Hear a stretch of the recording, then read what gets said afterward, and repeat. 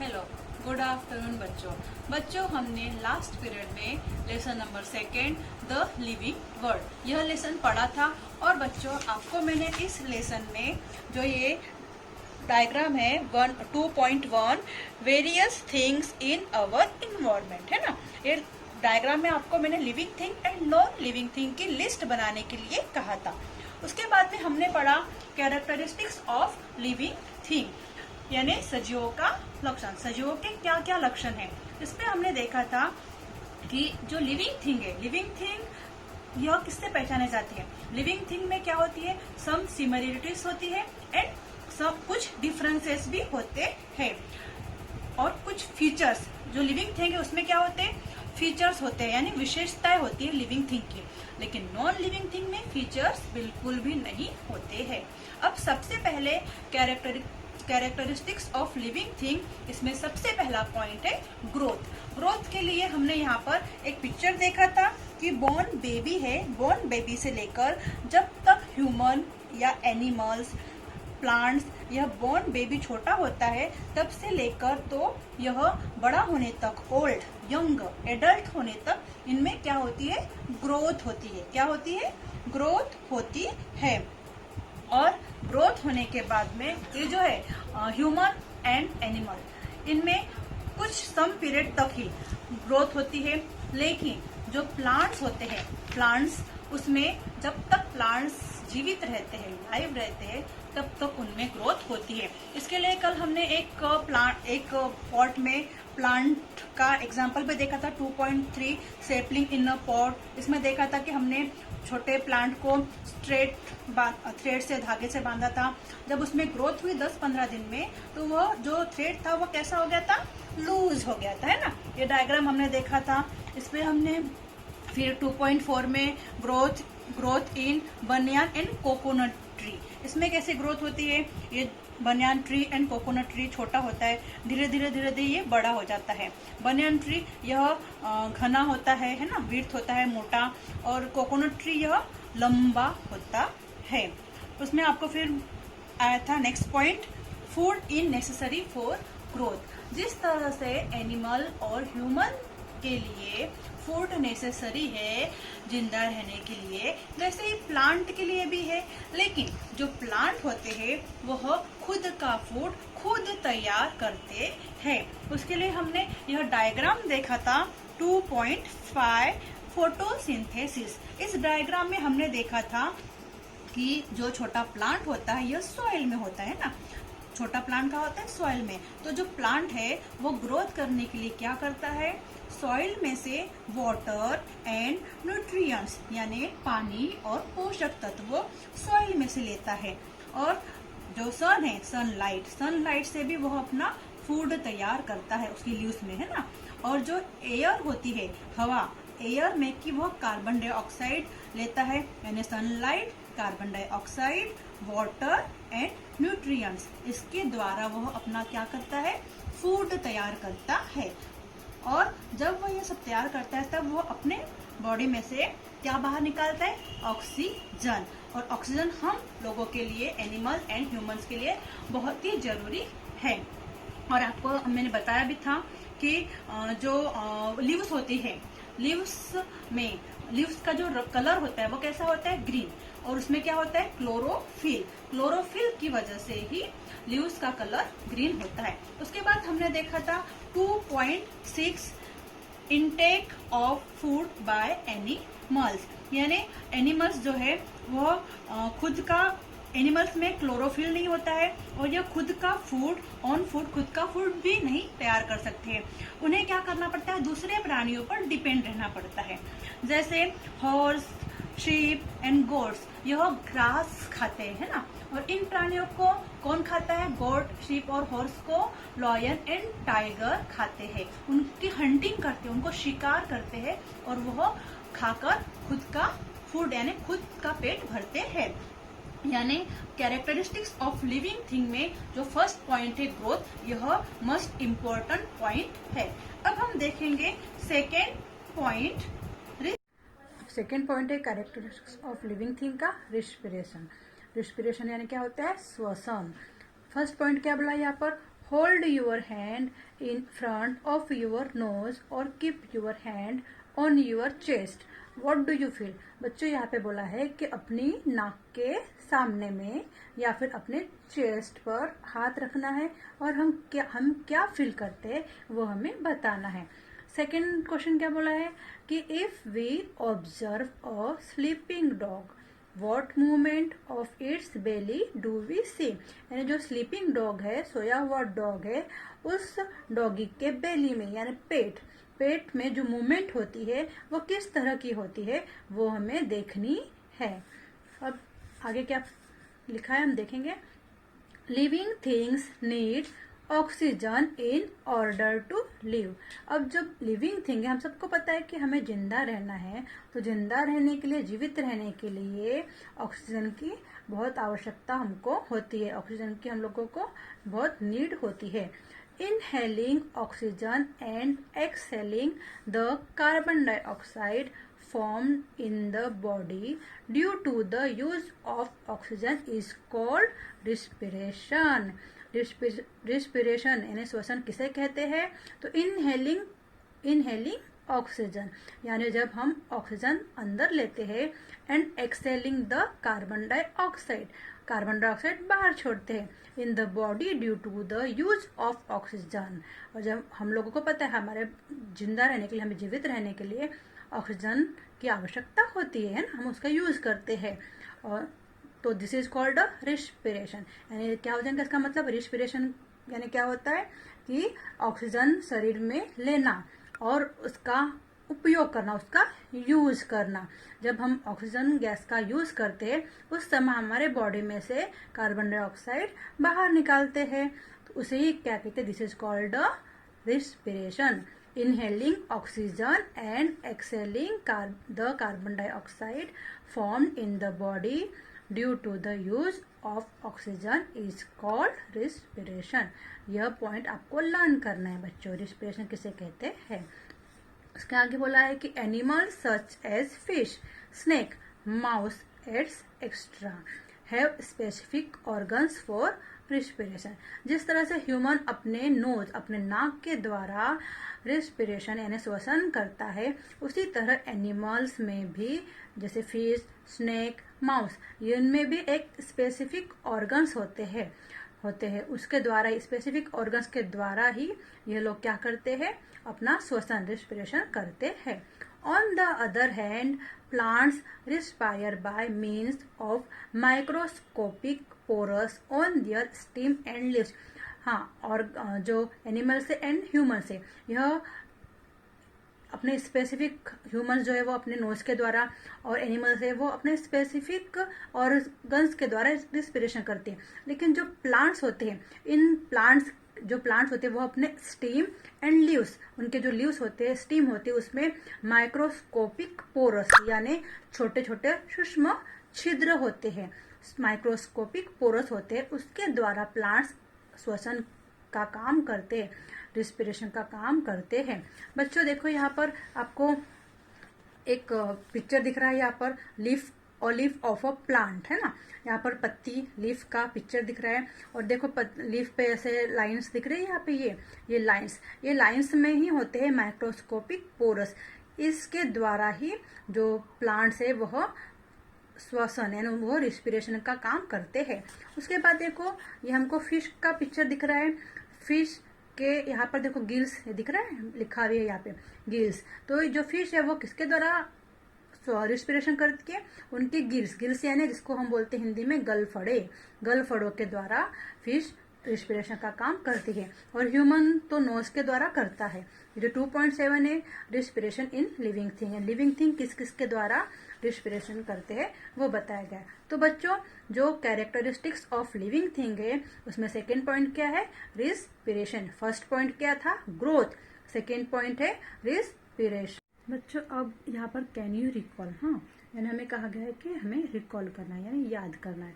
इसमें first question दिया है is all the food we eat used by the body. यानी हम लोग जो फूड खाते हैं, हम लोग जो भोजन करते हैं, फूड खाते हैं, तो क्या वो पूरा हमारे बॉडी में यानी हमारे पूरे शरीर में उसका यूज होता है क्या? हाँ, ये क्वेश्चन पूछा गया है। तो बच्चों जो जो यहाँ पे क्वेश्चंस है उसके आंसर आप मुझे बताओगे। हाँ, सेकंड है what is the unused part of food converted into. अब यहाँ पे क्या बोला है कि जो अनयूज्ड फूड है यानी जो हमारे बॉडी में यूजफुल नहीं है, अनयूज्ड यानी इसको हम निरुपयोगी पदार्थ कहते हैं, तो वो अनयूज्ड फूड का कन्वर्टेड इनटू यानी वो किस रूप में कन्वर्ट होता है हमारे बॉडी में। जो अनयूज्ड फूड है वह किस में उसका कन्वर्ट यानी वो किस रूप में कन्वर्ट होता है वो पूछा गया है। तो वो हम इस पॉइंट में देखेंगे। थर्ड पॉइंट है कैरेक्टरिस्टिक्स ऑफ लिविंग थिंग का एक्सक्रेशन, जिसको हम लोग हिंदी में उत्सर्जन कहते हैं। ये थर्ड पॉइंट है बच्चों। अब इसमें देखेंगे हम लोग क्या बोला है। तो इसका जो दो क्वेश्चन है ऊपर के, इसका आंसर आपको इस पॉइंट पे मिल जाएगा। क्या बोला यहाँ पे कि waste substances are form during the many process that take place in the bodies of animals. क्या बोला है कि जो वेस्ट सब्सटेंस होते हैं यानी वेस्ट एंड निरुपयोगी सब्सटेंस, निरुपयोगी जो पदार्थ होते हैं वह हमारे बॉडी में से एनिमल्स यानी प्राणी है ना, एनिमल्स के शरीर में निरुपयोगी जो वेस्ट सब्सटेंस होते हैं वो बाहर निकालने के लिए योग्य पदार्थ यानी कोई प्रोसेस होती है। उस तो कौन सी प्रोसेस होती है बाहर निकालने के लिए योग्य पदार्थ तैयार होते हैं। Waste substance are form during the many process that take place in the bodies of animals. Animals के बॉडी में जो वेस्ट सब्सटेंस होते हैं उसको बाहर निकालने के लिए मेनी प्रोसेस होते हैं, बहुत सारी प्रोसेस होती है। This are called excreta, excreta किसे कहते हैं, उत्सर्जन। अब देखो जैसे हम लोग ह्यूमन हम लोगों के शरीर में से पसीना है ना बाहर निकलता है, तो वो हमारे बॉडी के लिए आवश्यक नहीं है, हमारे लिए वेस्ट सब्सटेंस है बॉडी के लिए, तो बाहर निकलता है। हमें हम थूक के द्वारा उसको बाहर निकालते हैं, यानी वेस्ट सब्सटेंस थूक के द्वारा बाहर निकलता है। हम हमारे टॉयलेट के द्वारा हम बाहर निकालते हैं। और इस तरह से जो वेस्ट सब्सटेंस है वो हमारे बॉडी में से निकालने के लिए मेनी प्रोसेस होती है। तो दिस आर कॉल्ड एक्सक्रीटा। उसे क्या कहते हैं, एक्सक्रीटा, यानी उसे कहेंगे उत्सर्ज, हिंदी में उत्सर्ज। And the process of eliminating them from the body is called excretion. और जो एक्सक्रीटा है, उत्सर्ज है, वो शरीर के बाहर निकालने की जो प्रोसेस होती है उसको कहते हैं एक्सक्रिएशन यानी उत्सर्जन। तो बच्चों ये आपको लर्न करना है, ये वाला पॉइंट एक्सक्रिएशन किसे कहते हैं। तो waste substances are form during the many process that take place in the bodies of animals, this are called excreta and the process of eliminating them from the body is called excretion। यानी क्या बोला गया यहाँ पे कि प्राणियों के शरीर में जो हम लोग मेनी प्रोसेस के द्वारा शरीर के बाहर में वेस्टेज पदार्थ को निकालते हैं, उसे उत्सर्ज एक्सक्रीटा कहते हैं। और शरीर के बाहर निकालने की जो प्रोसेस होती है उसी को ही क्या कहते हैं, यानी शरीर वेस्टेज पदार्थ को शरीर के बाहर निकालने की प्रोसेस को एक्सक्रिएशन कहते हैं। Animals have specific organs for excretion. जो प्राणी है, प्राणियों में भी कुछ स्पेसिफिक ऑर्गन्स होते हैं एक्सक्रिएशन के लिए। प्लांट्स टू एक्सक्रीटिव, प्लांट्स भी एक्सक्रीटी का काम करते हैं, प्लांट्स में भी उत्सर्जन क्रिया होती है। फॉर एग्जाम्पल, हम एग्जाम्पल दिया है, some plants shed leaves in a specific season. हम देखते हैं कि कुछ जो प्लांट्स होते हैं, कुछ वनस्पतियां होती है, उसकी लीव्स, उसकी पत्तियां यह स्पेसिफिक सीजन में यानी विशिष्ट सीजन में, विशिष्ट ऋतु में ही गिरती हमें दिखाई देती है। Waste substances store in the leaves of plants are shed along with the leaves, यानी प्लांट्स की जो पत्तियां होती, लीव्स होती है, वह उन पत्तियों में, उस लीव्स में उस वेस्ट सब्सटेंस यानी उस लीव्स में वेस्ट सब्सटेंस स्टोर्ड होते हैं। हाँ, तो वो पत्तियां गिर जाती है, यानी जो प्लांट्स है वह अपने लीव्स में वेस्ट सब्सटेंस स्टोर करके रखते हैं, और जब उसको जरूरत नहीं होती है तो वह क्या हो जाती है, वो पत्तियां उस पेड़ से बाहर निकल जाती है, यानी गिर जाती है। इस तरह से जो है प्लांट्स भी एक्सक्रीशन का काम करते हैं। बच्चों पेज नंबर 12 पर ट्राई दिस, यानी हमें कुछ करने के लिए चर्चा देखना है और कुछ करना है। तो क्या करेंगे हम लोग यहाँ पर, ठीक है। क्या बोला यहाँ पर, take a transparent plastic bag. हमें क्या करनी है, एक ट्रांसपेरेंट, जिसको पारदर्शक कहते हैं ना, ट्रांसपेरेंट प्लास्टिक की बैग लेनी है, प्लास्टिक की थैली लेनी है।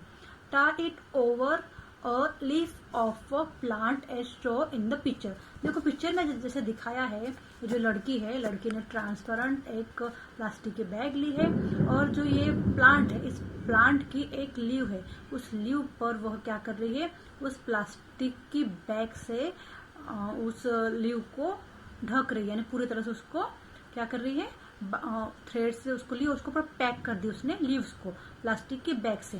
तो हमें क्या बोला यहाँ पर कि take a transparent plastic bag, tie it over a leaf of a plants as show in the picture.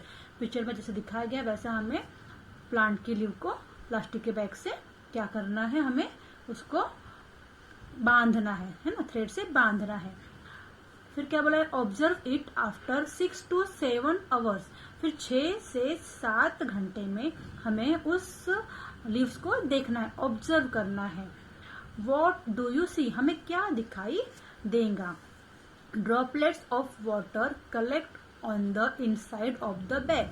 हम 6 से 7 6 to 7 आवर्स के बाद में देखेंगे तो हमें दिखाई देगा कि जो प्लास्टिक बैग है, उस प्लास्टिक बैग में हमें, प्लास्टिक बैग के अंदर में हमें ड्रॉपलेट्स वाटर की, जिसको हम बोलते हैं पानी की बूंदे है ना, वाटर की बूंदे ड्रॉपलेट्स, वह हमें प्लास्टिक के बैग पर जमा हुई दिखाई देंगी। It means that plants excrete water in the form of vapour. इसका मतलब है कि जो प्लांट्स है वह अपना एक्सक्रीट, यानी उसका जो उत्सर्जन है वह किसके रूप में करती है, तो वाटर के रूप में। वाटर के ड्रॉपलेट्स होती है ना, भाप के रूप में वह अपना वेपोर, पानी की भाप के रूप में वह अपना एक्सक्रीट यानी उत्सर्जन करती है। यानी जो थर्ड पॉइंट है कैरेक्टरिस्टिक्स ऑफ लिविंग थिंग का, वो क्या है, excretion. First point growth, second point respiration and third point excretion. अब यहाँ पर देखो, और एक हमें बोला है कि यूज योर ब्रेन पावर, थोड़ा सोचने के लिए कहा गया है। What is the sticky substance seen on the stem of the babul, acacia और ड्रमस्टिक ट्रीज। जो बबूल का पेड़ होता है और ड्रमस्टिक यानी इसको सहीजन का पेड़ कहते हैं, हाँ। तो इन पेड़ों पर, पेड़ों के जो स्टीम होते हैं, तनों पर हमें ऐसे चिपचिपा पदार्थ दिखाई देता है। तो ये देखो दिख रहा है, तो इस पदार्थ को क्या कहते हैं, चिपचिपा पदार्थ, पता है ना सबको, गोंद है ना, गोंद कहते हैं ना, जिसका यूज हम लोग किसी पदार्थ को चिपकाने के लिए करते हैं, गोंद का, है ना।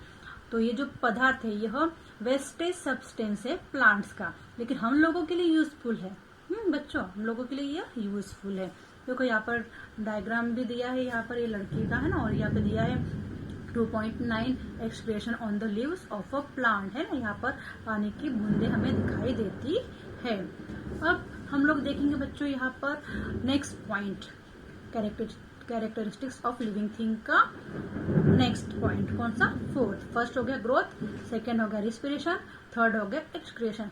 फोर्थ पॉइंट है responsiveness to stimuli and movement, इसको हम लोग चेतनाशीलता और हलचल कहते हैं। पर इस पॉइंट के स्टार्ट होने के पहले हमें कुछ क्वेश्चन दिए हैं, हम कुछ डिस्कस कर लेते हैं। क्या बोला है हमें, observe and discuss. Have you experienced this, what happened immediately after the following action। हमें क्या बोला है यहाँ पर कि have you experienced this, हमने कभी इन बातों का अनुभव किया है का, और बोला है कि what happened immediately after the following action, जब ऐसी जो एक्शन होती है तो हम immediately क्या करते हैं। फर्स्ट पॉइंट क्या बोला है, light flash suddenly into your eyes. अगर अचानक तुम्हारे आंखों पर कोई लाइट फ्लैश कर देता है तो तुम लोग क्या करते हो, अपनी आंखें बंद कर देते हैं, और फिर कुछ देर के लिए तो तुमको कुछ दिखता ही नहीं है, हमारे आंखों के सामने में अंधेरा छा जाता है ना। सेकेंड पॉइंट बोला है suddenly you felt a pink prick, अगर हमें अचानक कोई चिमटी काट देता है या कोई पिन चुभा देता है तो हमें दर्द होता है ना, होता है दर्द। Third point, the leaves of the mimosa plant wear touched. Mimosa यानी देखो प्लांट दिख रहा है, यहाँ पर पिक्चर दिख रहा है प्लांट का, छुई मुई कहते हैं इसको, है ना, छुई मुई। अगर हम छुई मुई के मिमोसा के प्लांट को टच करें तो क्या होता है, उसकी पत्तियां क्या हो जाती है, इसे मुरझा जाती है, मुरझा जाती है ना पत्तियां। Fourth, at sunset lamps on the street और country courtyard are lit and insects gather around the lamps। यहाँ पर क्या बोला है कि जब सनसेट होता है, रात दिन खत्म होती है, तो उस समय में हमें मैदान में या फिर जो स्ट्रीट लैंप होते हैं, क्या सड़क पर जो लैंप होते हैं ना, उस पर हमें उसके चारों ओर में हमें अराउंड द लैंप चारों ओर में हमें इंसेक्ट्स बारी बारी कीड़े दिखाई देते हैं, कीड़े मकोड़े दिखाई देते हैं, है ना। तो हमको कभी कभी हम लोग अपने घर में भी देखते होंगे, बारिश के दिनों में दिखाई देते हैं ना ऐसे बारीक बारीक कीड़े। हाँ, तो ये क्वेश्चन दिए यहाँ पर। और हम क्या मतलब हम लोग क्या एक्सपीरियंस करते हैं इन सब बातें होने के बाद में। तो हमने इसका अनुभव बताया, हम लोग क्या क्या फील करते हैं ये सब होने के बाद। अब हम बच्चों, अब पेज नंबर 12 पर हमारा 4th पॉइंट है responsiveness to stimuli and movement. यहाँ पर क्या बोला गया, रिस्पॉन्सिवनेस टू स्टिम्युली यानी चेतनाशीलता, एंड मूवमेंट यानी हलचल। हम पढ़ेंगे अब इसमें क्या होता है। Living things act in various ways when responding to a stimulus, यानी क्या बोला है हमें कि जो रिस्पॉन्डिंग टू अ स्टिम्युलस यानी जो लिविंग थिंग है, लिविंग थिंग पर चेतना के द्वारा जो रिस्पॉन्ड करते हैं वो वेरियस वेज के द्वारा उस पर होती है, वेरियस वेज के द्वारा वह एक्ट करते हैं। तो हमें यहाँ पे एग्जाम्पल दिया है कि if you suddenly enter a cow shed, the cows and buffaloes stand up, begin to move, one or two may even start moving, this are all movement. अब यहाँ पर क्या बोला है कि अगर हम सडनली, एग्जाम्पल दिया है कि अगर हम सडनली काव और बफेलो के काव शेड में गए, उनके गोठे पे गए, तो क्या देखेंगे हम लोग कि वो लोग क्या हो जाते हैं, स्टैंड अप, खड़े हो जाते हैं। बिगिन टू मूव, यहाँ वह हलचल करते, मूव करते हैं। वन और टू में इवन स्टार्ट मूविंग, मूविंग यानी रंभाना, गाय रंभाती है ना, कुछ जोर जोर से रंभाने भी लग जाते हैं। दिस आर ऑल मूवमेंट, ये सभी क्या है, एनिमल्स की मूवमेंट होती है, लिविंग थिंग्स की मूवमेंट होती है। अब नेक्स्ट है a creeper planted in the courtyard leans towards a support. Creeper है लता, जो लताएं होती है जिसको आधार चाहिए, सपोर्ट चाहिए बढ़ने के लिए, तो यहाँ बोला है कि वो भी बिना सपोर्ट के बढ़ नहीं सकती, उसको बढ़ने के लिए भी सपोर्ट चाहिए। जिस और उसे सपोर्ट मिलेगा उस और वह क्या हो जाती है, झुक जाती है। A potted plant placed in a window grows towards sunlight। देखो बच्चों, यहाँ पर हमें एक पिक्चर दिख रहा है 2.10 responsiveness and movement. Potted plant, यहाँ पर देखो सनलाइट मिल रहा है और सनलाइट जहाँ से आ रहा है उस और यह प्लांट झुक रहा है ना, यानी उस और वो मूवमेंट कर रहा है। तो यहाँ पे हमें वही बोला है कि हमने अगर किसी प्लांट को पोट में लगाया, गमले में लगाया और खिड़की के पास रखा, तो क्या होगा कि जहाँ से उसे सनलाइट मिल रहा है उस सनलाइट की दिशा में वह की ओर वो मुड़ जाएंगे, यानी झुक जाएंगी उस ओर। It means that plants to show movement, इसका मतलब है कि जो प्लांट्स है वह मूवमेंट करते हैं। Living things move of their own Wockhardt, जो लिविंग थिंग्स है वो खुद की इच्छा से हलचल मूवमेंट करते हैं, मूव करते हैं। उसके बाद बोला यहाँ पर कि द मोमेंट और the change taking place in a living thing at such a time is their response to a stimulus, an event that occurs in our surroundings is a stimulus. यानी क्या बोला कि हमें आसपास की सराउंडिंग्स में जो इवेंट्स होते हैं, हमारे आसपास जो इवेंट्स, घटनाएं होती है, उसका मीनिंग ही है स्टिम्युलस, उसे ही हम लोग चेतना, स्टिम्युलस कहते हैं। और इसके कारण ही जो लिविंग थिंग्स है, लिविंग थिंग्स में हलचल होती है, मूवमेंट होती है। और यहाँ बोला आगे में कि the ability of living things to respond to a stimulus is called their responsiveness to stimuli. यानी यहाँ बोला है हमें कि जो स्टिम्युलस यानी चेतना पर जो हम लोग एक रिस्पॉन्ड करते, प्रतिक्रिया देते हैं, प्रतिक्रिया व्यक्त करते हैं, ठीक है, तो उसमें जो एबिलिटी होती है, क्षमता होती है, उसको ही रिस्पॉन्सिवनेस टू स्टिम्युली कहते हैं। यानी क्या अर्थ हो गया ये, the ability of living things to respond to stimulus is called their responsiveness to stimuli. यानी स्टिम्युलस यानी चेतना पर प्रतिक्रिया, रिस्पॉन्ड व्यक्त करने की एबिलिटी को रिस्पॉन्सिवनेस टू स्टिम्युली कहते हैं। तो बच्चों रिस्पॉन्सिवनेस टू स्टिम्युली ये जो है यहाँ से the ability of living things to respond to a stimulus is called their responsiveness to stimuli. जो दिया इतना, ये इसकी डेफिनेशन है और आपको लर्न करनी है और कॉपी में भी लिखना है। अब क्या बोला है यहाँ पर कि responsiveness to stimuli is a characteristics of living things. Characteristics of living things का फोर्थ पॉइंट क्या आएगा, responsiveness to stimuli. Fourth point है चेतनाशीलता तथा हलचल, responsiveness to stimuli and movement, ठीक है। अब हमें यहाँ पर यूज़ योर ब्रेन पावर कहा गया है। इसमें फर्स्ट क्वेश्चन दिया है, in each of the examples given about what is the stimulus and what is the response. देखो बच्चों यहाँ पर हमें ऊपर में यहाँ पर हमने स्टार्टिंग में ऑब्जर्व एंड डिस्कस में जो 4 पॉइंट पढ़े थे यहाँ पर, और जो हमें यहाँ पर 4 पॉइंट दिए हैं, इस 4 पॉइंट में हमें बताना है कि स्टिम्युलस यानी चेतना कौन सी थी, इन 4 पॉइंट में कौन से पॉइंट में चेतना आएंगी और कौन से पॉइंट में हमें रिस्पॉन्स मिलेगा, यानी चेतना किस में मिलेंगे और अनुक्रिया किस में मिलेंगे, ठीक है। ये आपको बताना है मुझे, ठीक है। तो मुझे आप लिखकर बताना। और सेकंड पॉइंट बोला है कि what is the main difference between the movement of plants and animals.